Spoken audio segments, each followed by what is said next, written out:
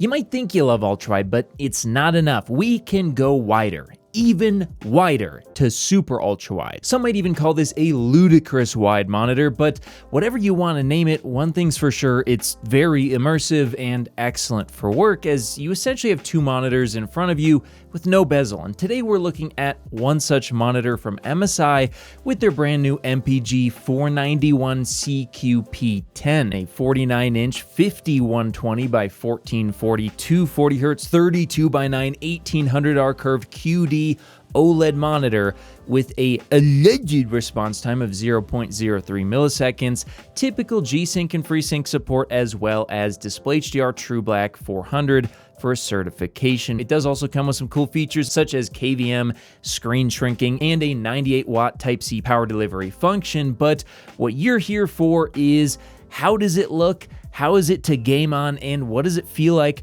to do work on a super ultra wide monitor? And we'll definitely get to that, but let's quickly touch on the design. If you're worried about it screaming gamer way too loud and everybody giving you weird looks, don't be too worried, because while there is some of that on the back, overall I'd say it's a pretty sleek, minimalistic design with a black plastic shell and premium metal feet. Now it does also come with a stand that moves in every direction except for clockwise and counterclockwise, and of course it does have standard VESA mount support. So yeah, you can throw this anywhere, and with HDMI 2.1, DisplayPort 1.4, Type-C, as well as some USBs and headphone out, you're gonna have plenty of options when it comes to connectivity. And for a price of $1,099.99 with a 3-year warranty, well, actually that pricing and warranty is very good. It's in line with other options, and in terms of what you're getting, the value on paper is actually quite good. Now this was sent to me on loan by MSI, so I'm not keeping it, but of course that will not be impacting my review.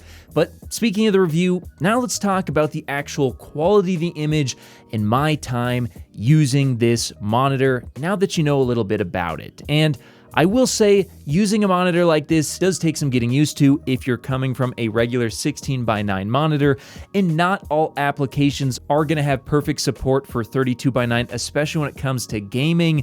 However, for those applications that do, 32:9 is an incredibly immersive experience that is like nothing else that I can think of. It's almost in a way a bit like VR, not 3D, but in a sense of how immersive it can be for gaming. And when it comes to working on a monitor like this, well, having two full windows open, or perhaps even three slightly shrunken windows, is really efficient for working. And I would honestly say that that's probably the main reason why you would want to consider a monitor like this, is to actually be using it for work. But speaking of work, does the color accuracy actually make that possible? Could you use this for something like some entry-level coloring, stuff like that? And I think the answer is pretty much yes. Now, out of the box in SDR, it's a little bit off on the EOTF for Gamma 2.2. However, with some simple adjustments, I was able to get it to be pretty dang accurate, and I will have the best settings for this monitor linked in my Patreon in the description below. It's also the best way to support the channel and future reviews. Also, in terms of the color checker analysis,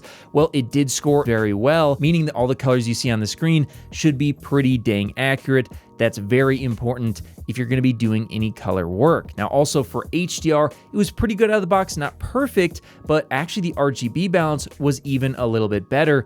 And the color checker likewise did score pretty well, although a little bit worse than it was in SDR. And in terms of the color volume, well, I did get a very impressive 115% DCI-P3. Most HDR content today is still in DCI-P3, meaning you will see in the vast majority of HDR content everything as it was intended by the creator. And in terms of shadow detail, while I did see a little bit of shadow crush in HDR, overall it was fairly good, meaning that you are going to see the vast majority of detail even in very dark scenes. But what about HDR as an experience? Is it going to blow you away? Well, I would say if you're used to something like a really bright HDR TV, the answer is going to be no. However, if you're used to a regular SDR monitor, this is going to absolutely blow your socks off, as HDR is a massive improvement to the overall picture when compared to SDR. It's certainly bright enough for SDR, and also if we take a look here in my peak window brightness test, well, at the D65 white point, it's actually one of the brightest ultrawide monitors that I've tested thus far. In fact, the 100% window is shockingly over 300 nits, very unexpected. In fact, this might be one of the brightest full screen monitors I've ever seen when it comes to an OLED, so really impressive. And even in a game, likewise, again, it's one of the brightest OLEDs that I've seen for a monitor, so really impressive there. And definitely I would recommend it if you're looking for the brightest 49-inch. So far, this seems to be it. Now, in terms of the contrast, it's OLED, which means since every single pixel can be turned on or off, you're gonna effectively get an infinite contrast ratio, which means for dark HDR content, it's gonna look really excellent. And it is gonna be an excellent monitor for gaming as well. Now, like I mentioned earlier, there are gonna be games out there, in fact, quite a few that don't support 32:9 well, and so you might wanna go into those games and reduce it to 21:9, or for some games, even 16:9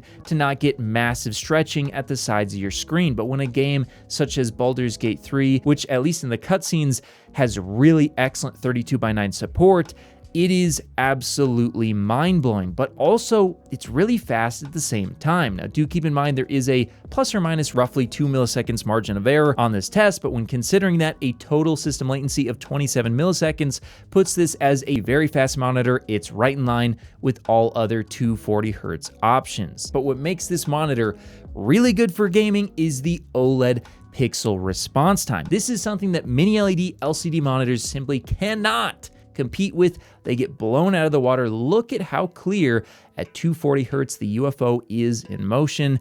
It's just really next level stuff. Of course, 360 and 480Hz are even better, but I really do feel like 240Hz OLED is the sweet spot when it comes to motion performance, and this is giving you just that. Now, in terms of the text clarity, you are gonna see a slight hit there because they are using a triangle arrangement with the subpixels. So you will see some green and red fringing, especially at a 1440p resolution. I would love to see a super ultra wide that's 4K OLED. That would be awesome, as you would get less of that fringing, but here, yes, it will be a problem. But thankfully, the overall clarity is quite good. Yes, it would be better if it was a higher resolution, but thanks to the really nice glossy coating, you're not gonna get any blurring or grain that comes with matte coatings, meaning the best clarity you can get essentially out of a 1440p image. The one downside is, unfortunately, QD OLED itself in its current form does have an issue with ambient light, so you will want to use this in a dark room for the best contrast.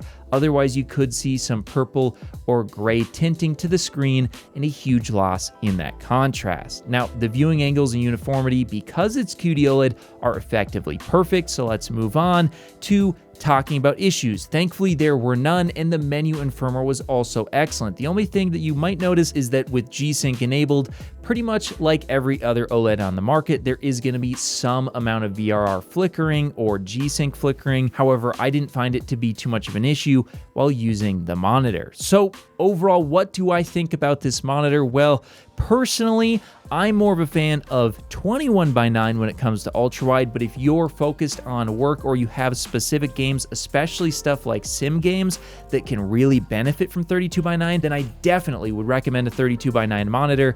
Again, it's gonna be awesome for work. It's gonna be awesome for those games in immersion.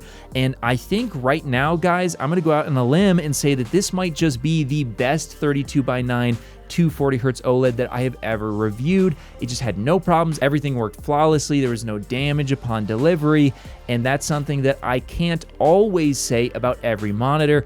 And it even has some extra features as well, which is why I'm going to give this one a solid 8 out of 10, and I definitely do recommend it. I'll have affiliate links in the description below if you want to pick one up, and make sure you're subscribed for everything display related here on The Display Guy. Whether you're looking to connect a new console, gaming PC, or just need a fast and reliable HDMI cable to connect over long distances, Rupro has you covered with their certified 8K HDMI 2.1 fiber optic cable, available in sizes of up to 50 feet and can deliver a perfect full 48 gigabits per second connection over distances other cables could only dream of reaching. And with 48 gigabits per second of bandwidth, it can easily drive 8K 60 FPS or 4K 144 FPS 10-bit HDR video through its ultra-thin, flexible, and durable housing, and it even supports ER. So if you're in the market for a cable that can drive a beautiful new TV or monitor, be sure to check out Rupro on Amazon today.